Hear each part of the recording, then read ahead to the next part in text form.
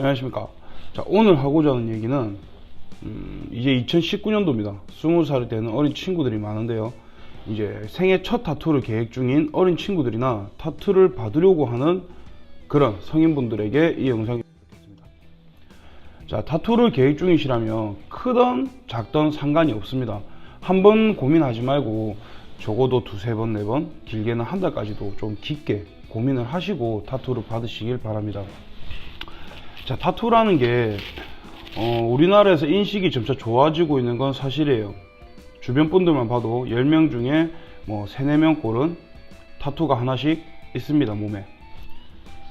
지금 타투라는 게 우리 사회에서 하나의 트렌드로 자리매김하고 있는 것도 사실이고요. 근데 아직은 사회에서 보는 시각이 그렇게 좋은 편은 아니라고 봐요. 아직까지 부정적인 시선들이 좀 짙게 자리 잡고 있고, 지금 우리 사회 어느 직종이든 면접을 보는 뭐 면접관들이라거나 이제 우리를 고용하는 어린 친구들 고용하는 CEO 분들은 우리 어머님 아버님 나이가 많을 거라고 생각을 합니다. 어르신 분들에게 아직 타투라는 건 조금 불량스럽게 보일 수도 있고요. 다들 그렇게 보시는 건 아니에요. 하지만 대부분 그렇게 보십니다. 저 또한 20살에 처음 문신을 했을 때 주변에서 말도 많고 색안경을 끼고 보시는 분들도 되게 많았어요. 타투는 나중에 후회하니까 하지 마라, 이런 말들을 정말 많이 들었고요. 하지만 저는 한 번뿐인 자기 인생에서 내가 정말 하고 싶은 게 있다면 한다는 것에 한 표를 던집니다. 하는 거는 좋아요. 뭔가 의미를 부여한다거나 정말 하고 싶은 그림이 있다면 해야죠. 되게 이쁠 것 같고 내가 정말 이 그림을 몸에 하고 싶으면. 하지만 하는 건 좋지만 충동적으로 결정하기보다는 조금만 더 시간을 두고 생각을 하고 그리고 그 계획을 실행하자는 겁니다. 어린 친구분들이나 여러분들이 지금 당장 타투를 안 한다고 해서 나중에 못 하는 건 아니잖아요. 타투이스트들은 계속 있을 거고 타투샵들은 계속 생겨날 거고 훨씬 더 커리어가 좋은 작업자분들은 계속 양성이 될 거고. 근데 제가 조금 더 신중하게 생각을 해보자는 건 아직 어린 친구들은 특히 이제 가까운 미래에 향후 3, 4년 안에 자기가 살아가야 될 미래의 방향이 어떻게 어디로 정해질지는 아무도 모르는 거예요. 남자분들은 군대를 다녀와서 여성분들은 학교를 졸업하고 취업을 나가거나 알바를 하시면서 본인의 미래에 대한 생각들이 많이들 바뀌는 시기가 와요. 지금부터 쭉 한 꿈을 향해서 가시는 분들도 있을 거고 또는 꿈이라든지 본인이 하고자 하는 직업이 몇 번이나 바뀌고 생각 또한 바뀌는 분들이 계실 거라고 생각을 합니다. 본인이 향후 몇 년 후 어떤 길로 가서 어떠한 직업을 준비를 할지는 아무도 모르는 겁니다. 예를 들어서 20살이 되어서 충동적으로 타투를 했어요. 몸에 이제 그림을 한 개 했어. 이렇게 문신을 했어.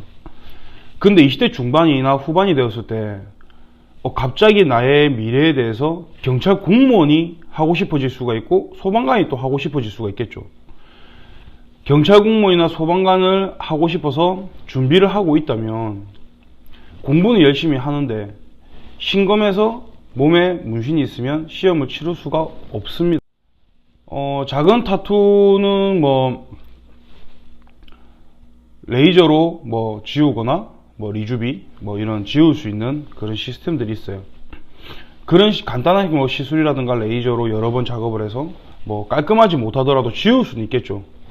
하지만 만약에 큰 타투라면 예를 들어서 이제 우리가 흔히 말하는 이제 재패니즈 풍의 뭐 가슴에서 팔까지라든가 뭐 등 한판이라든가 뭐 종아리 쪽 크게 두른다거나 그런 큰 타투라면 레이저로는 사실 지우기 힘들어요.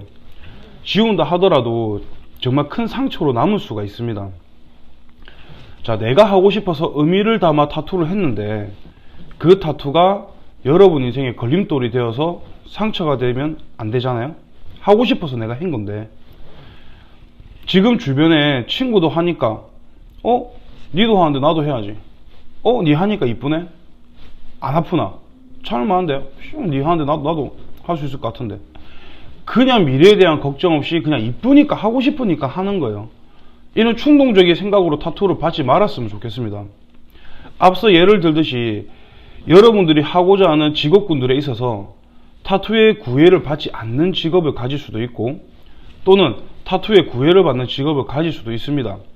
그래서 진심을 담아서 말씀드리고 싶어요. 그리고 어느 친구들은 뭐 외면적으로 보이지 않거나 작은 미니 타투 같은 경우는 뭐 상관없다, 안 보이니까 TV 보면 뭐 안 보이는데? 라고 생각하시는 분도 있을 수 있습니다. 하지만 타투라는 게 약간의 중독성이 있다고 다들 들어보셨을 거예요.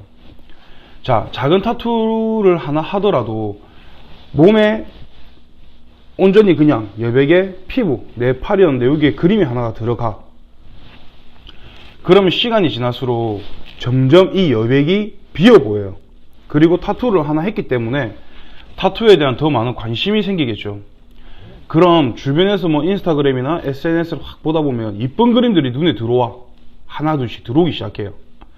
그러다 보면 이제 뭐 그 빈 여백에 요것도 좀 하고 저것도 조금 하고, 그러다 보면 조금 부피가 커질 수도 있고, 그림 사이즈가. 뭐든 처음이 어렵지 두 번, 세 번은 쉬워요. 그런 식으로 하나하나가 늘어가게 되는 거죠. 그러면 처음부터 큰 그림한 친구들하고 똑같아. 뭐가 달라? 똑같아지는 거예요. 그러니까 제발 충동적인 타투로 인해서 정말 우리 어린 친구들이나 이제 본인이 나중에 정말 하고자 하는 일에 있어서 그 타투들이 걸림돌이 되지 않았으면 좋겠다는 생각에 말씀을 드리는 겁니다. 저 또한 정말 많은 일을 해봤어요. 진짜 20살 때부터 해서 막 진짜 5만 대만 일을 다 해봤는데, 그 중에서 타투 때문에 뭐 한여름에도 막 팔이 긴 옷을 입고 저 아닌 다른 직원을 찾는 고객분들도 계셨고, 주변에서 너무 새안경을 끼고 안 좋게 보셨던 분들도 있었고, 그런 경험들이 너무 많아요. 그래서 지금 생애 첫 타투를 준비 중이고 계획 중이신 분들이 계시다면 조금만 더 차분하게 생각을 하시고 결정을 하시면 좋을 것 같아요. 오늘 영상은 여기까지고요. 자, 다음 시간에는 좋은 타투샵을 찾는 방법, 작업을 절대 받아서는 안 되는, 절대적으로 피해야 할 타투샵에 대해서 영상을 올리겠습니다. 지금까지 데프였습니다. 좋아요와 구독은